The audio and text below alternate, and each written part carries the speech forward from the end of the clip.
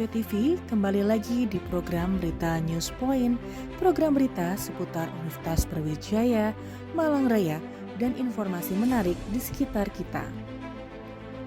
News Point Highlight akan menyajikan rangkuman berita sepekan yang telah dipilih oleh tim redaksi untuk menemani akhir pekan pemirsa UB TV. Selamat menyaksikan dan inilah News Point Highlight hari ini. Akan dimulai dengan berita besaran UKT miliki pedoman yang jelas.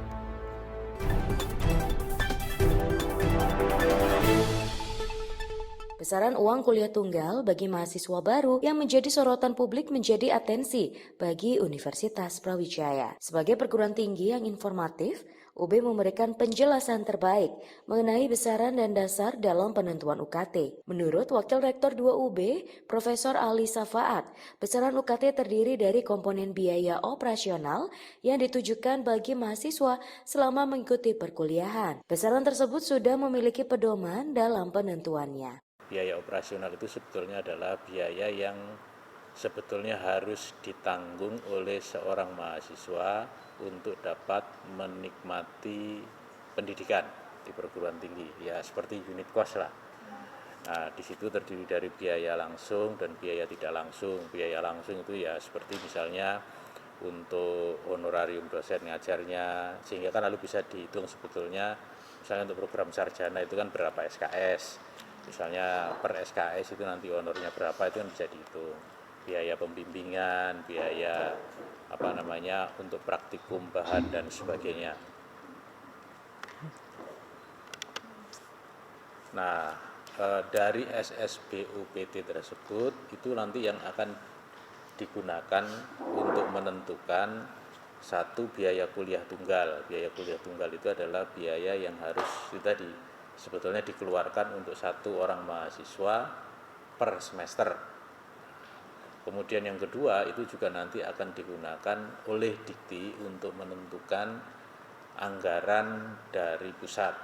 Anggaran dari pusat itu ada rupiah murni, itu yang untuk gaji PNS dan seterusnya. Kemudian ada BPPTNBH untuk PTNBH.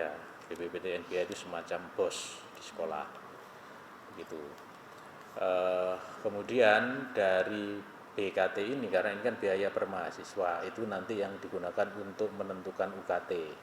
Nah, dalam ketentuan tersebut ditentukan bahwa UKT itu harus ada golongan 1 dan 2 yang nilainya 500.000 sampai 500.000 dan 1 juta. Golongan 1 500.000, golongan 2-nya 1 juta. Kemudian perguruan tinggi dapat menentukan biaya UKT lain maksimal sama dengan BKT. Pemerintah juga sudah mensyaratkan terdapat golongan 1 dan 2 yang mendapat besaran UKT 500.000 hingga 1 juta. Juga sebagai salah satu besaran yang digunakan untuk membantu mahasiswa yang kurang mampu sesuai dengan ketentuan. Adanya calon independen dalam Pilkada Kota Malang 2024 ini menjadi momen bagus bagi edukasi publik. Selain figur yang memiliki jejaring kuat, calon independen juga harus memiliki gagasan yang bagus bagi publik Kota Malang. Dosen Komunikasi Politik FISIP UB Ferdi Firmantoro menilai saat ini publik menunggu apakah gagasan dari calon independen mampu lebih baik dari calon partai politik. Meskipun populer, ternyata tidak memberikan nafas baru dalam pembangunan daerah, itu mungkin publik juga tidak begitu melirik ya, tapi hanya menarik diperbincangkan secara publik, tetapi sebenarnya rapuh dalam artian basis suara di masyarakat. Jadi artinya calon independen ini peluang terbuka ketika mampu memanfaatkan ini, Mbak Dinia tentunya ya. Kalau bisa memanfaatkan momentum kekecewaan terhadap parpol, politisi jenuh yang kemudian status quo di pusaran itu saja, atau kemudian barisan sakit hati dari istilahnya orang-orang yang mungkin sudah menjabat sementara ini hanya jadi petugas partai misalnya. Lah ini akhirnya politik jalur independen itu bisa menjadi ruang terobosan baru bahwa masyarakat itu ketika memilih itu memilih langsung orangnya, yang kemudian orangnya maka dia harus sebagai petugas siapa ya, petugas rakyat, petugas siapa ya, petugas dari masyarakat. Momen ini yang menurut Ferdi harus dapat dimanfaatkan dengan baik oleh calon independen agar dapat memberikan alternatif bagi Pilkada Kota Malang 2020.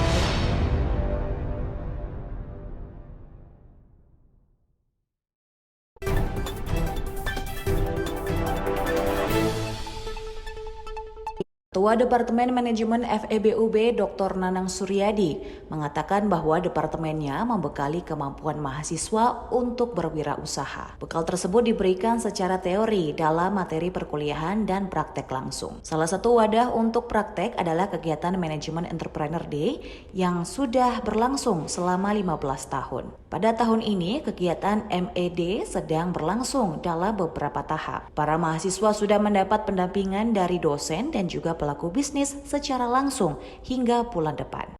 Salah satu kegiatan unggulan dari Departemen Manajemen Fakultas Ekonomi dan Bisnis Universitas Brawijaya yang sudah 15 langsung, di mana kami dari Departemen Manajemen itu selain kita juga mengajarkan teori, tetapi juga kepada mahasiswa itu kita memberikan pengalaman secara praktek, gitu. Pengalaman secara praktek, mereka mengembangkan bisnis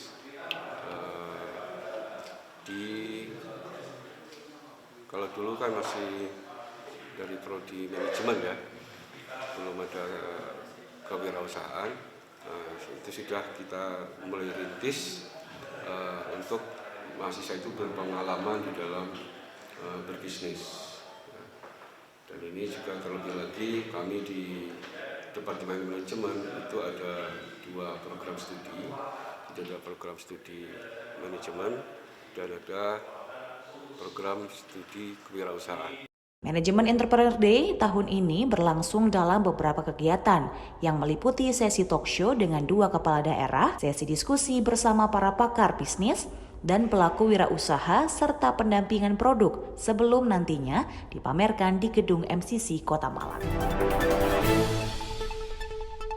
Puluhan mahasiswa asing dari 9 negara yang sedang melakukan program inbound di Fakultas Teknologi Pertanian UB mendapatkan pengalaman baru.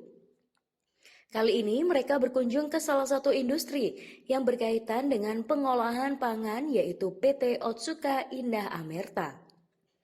Business Development Otsuka, Glenn Noya mengaku senang dengan kunjungan para mahasiswa ini untuk saling bertukar pengetahuan dan wawasan. Okay, thank you very much to visit our factory, Amerta Indah Factory in Kejayan, Pasuruan. It was our honor to have you here, all of you here, and we wish you all success for the next year and see you next time. PT Amerta Indah Otsuka sendiri senantiasa membuka diri bagi mahasiswa dari berbagai perguruan tinggi termasuk untuk melakukan program magang, riset, dan lainnya. Melalui kegiatan tersebut, Otsuka ingin membantu mahasiswa dalam meningkatkan kualitas SDM masa depan. We already accept for internship. In Indonesia we call it magang, yeah. And maybe you guys interesting to join in Otsuka, but maybe you have to stay in Indonesia first, or maybe you can contact your Otsuka local companies in your country. Yeah, for example, in Singapore or in Malaysia, you can contact them. Maybe they have an internship program also. But in Indonesia, we have a program, internship program to support the education minister in Indonesia also. Thank you very much and see you again.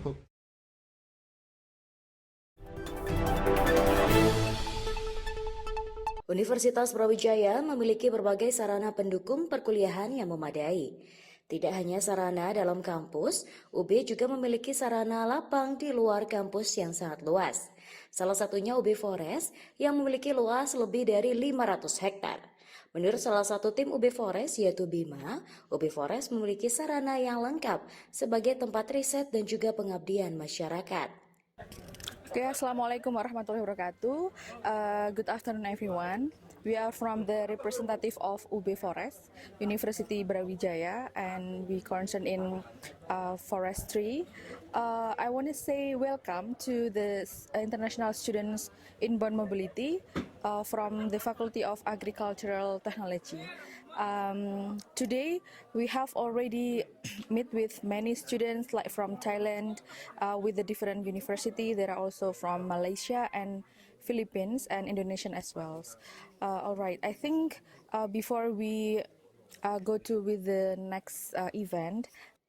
Melalui sarana tersebut, UB Forest melayani kegiatan mahasiswa, dosen, dan juga pihak luar yang akan melakukan penelitian, pengabdian masyarakat, termasuk kunjungan mahasiswa dan dosen asing dari berbagai lembaga.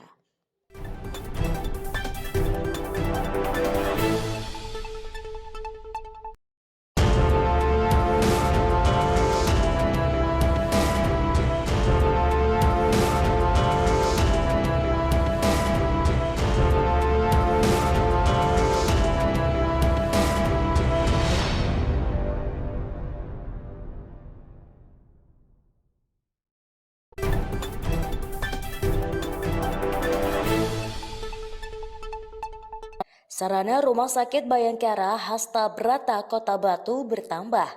Kali ini rumah sakit yang berada di pusat kota ini memiliki fasilitas layanan hyperbarik yang memadai. Sarana ini merupakan metode konvensional menghirup oksigen bertekanan tinggi untuk memperbaiki berbagai jaringan tubuh pasien.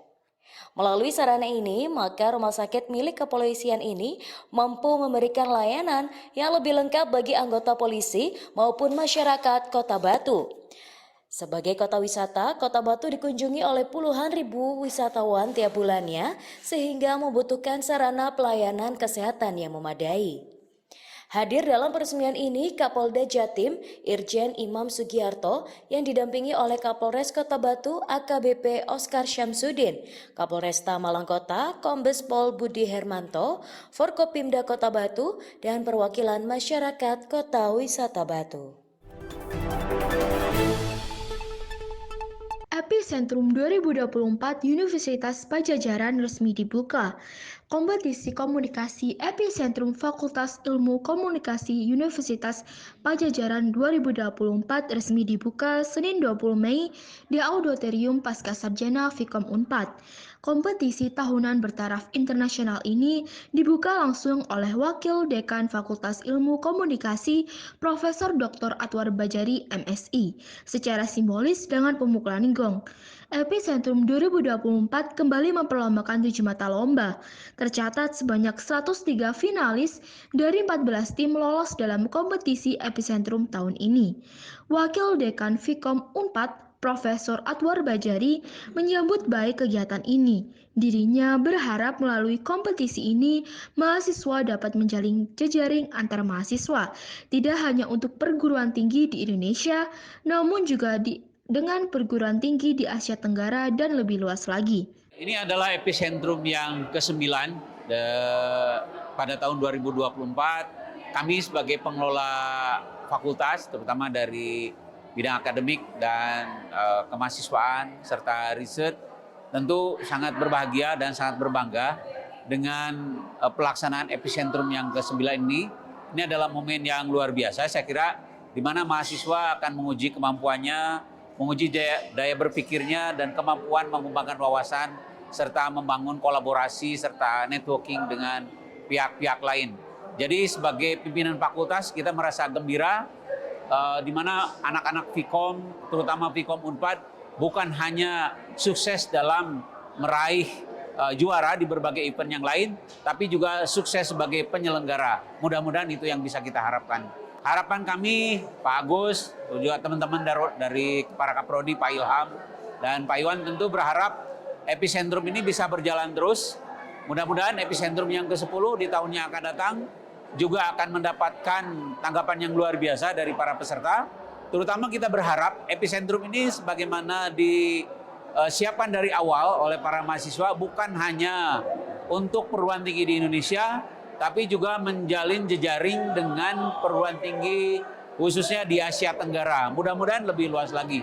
Seperti yang pernah terjadi pada epicentrum ke-8, kalau tidak salah, di mana kita mendapatkan peserta dari negara-negara lain. Itu harapan kami.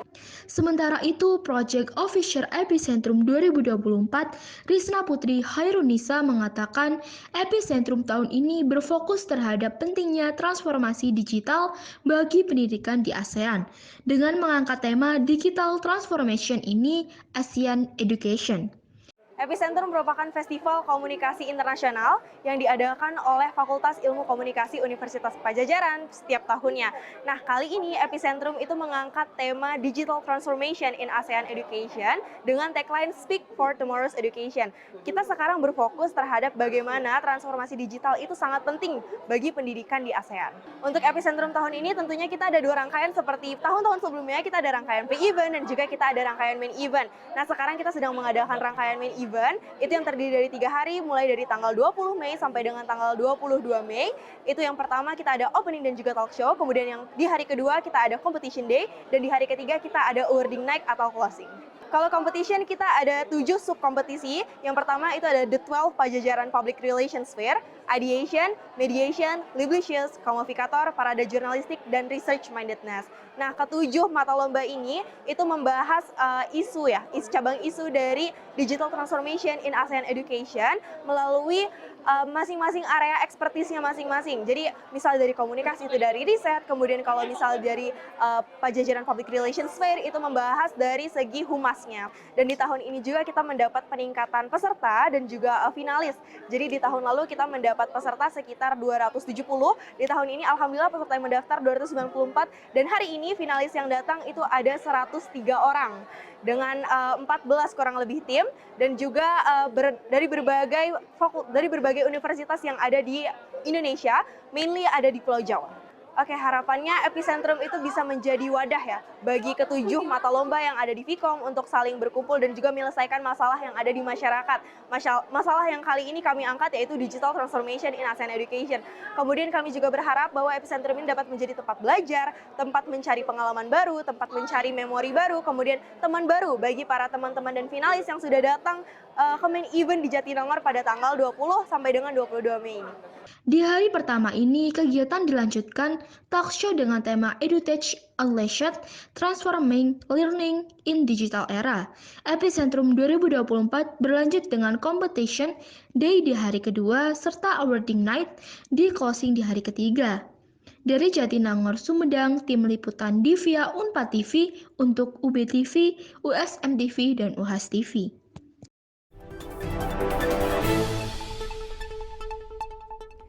Gelaran yang ke-11 tingkat internasional sukses digelar Paduan Suara Mahasiswa Universitas Semarang. Acara yang berlangsung 13 hingga 18 Mei ini berlangsung di Auditorium Insinyur Wijatmoko USM mengambil tema Whispering the Harmony from Dusk Till Dawn. Kegiatan ini juga sukses menarik perhatian banyak peserta yang ada. Sebanyak 31 peserta saling bersaing untuk memperebutkan gelar juara. Di antaranya tim PSM USM Shining Voice yang turut memboyong silver medal dalam kategori pop, jazz. Hal ini turut menambah rentetan prestasi yang didapat oleh PSM Sapta Gita Jaya. Wakil Rektor 3 USM Dr. Muhammad Junaidi SHIMH turut mengapresiasi terselenggaranya Sapta Gita Choral Festival. Saya kesempatan kali mewakili Pak Rektor karena beliau berhalangan hadir karena kesibukannya beliau di beberapa acara yang tidak bisa kemudian ditunda-tunda, mengucapkan terima kasih banyak dan selamat datang, bahwa kesempatan kali ini menjadi salah satu momen kami di Universitas Semarang untuk mengembangkan terus karya prestasi dari mahasiswa. Karena kemudian di Universitas Semarang itu berbeda jauh mungkin barangkali di perguruan tinggi yang lain. Kita memberikan satu porsi yang luas sekali pada para mahasiswa kami untuk berekspresi. dan kemudian melakukan kolaborasi dengan semua pihak dalam rangka menjamin bagaimana pihak-pihak luar dan pihak-pihak mahasiswa kita mampu untuk mengembangkan prestasinya baik dari sisi akademik maupun non-akademik. Dalam kejuaraan yang diikuti 35 performer ini dibagi ke dalam 7 kategori, di antaranya Children, Folk Song, Mixed Choir, Mixed Youth, Pop, Jazz, Religion, dan juga Teenager. Tampil sebagai juara umum dalam Sapta Gita Choral Festival, Youth Diponegoro University Choir yang juga membawa hadiah $1.500. Bode selaku konduktor juga menyatakan bahwa torehan prestasi ini menjadi modal untuk melangkah ke ajang selanjutnya. Puji Tuhan kami tadi dapat dari kategori religion dan juga kategori folklore.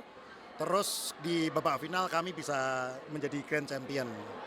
Terus terang agak kaget juga ya karena kami mungkin satu-satunya paduan suara yang bawa pasukan banyak dan orang-orangnya ganti-ganti, jadi lumayan mengagetkan, tapi ya puji Tuhan bisa dapat sih. Saya sudah ikut acara ini itu beberapa tahun terakhir, dan tahun ini mungkin yang paling heboh karena jurinya semakin berkualitas, penyelenggaraannya tempatnya semakin baik, terus semuanya semakin oke. Jadi terima kasih untuk teman-teman USM yang bisa menyelenggarakan lomba ini sekali ini, terima kasih sekali, mantap.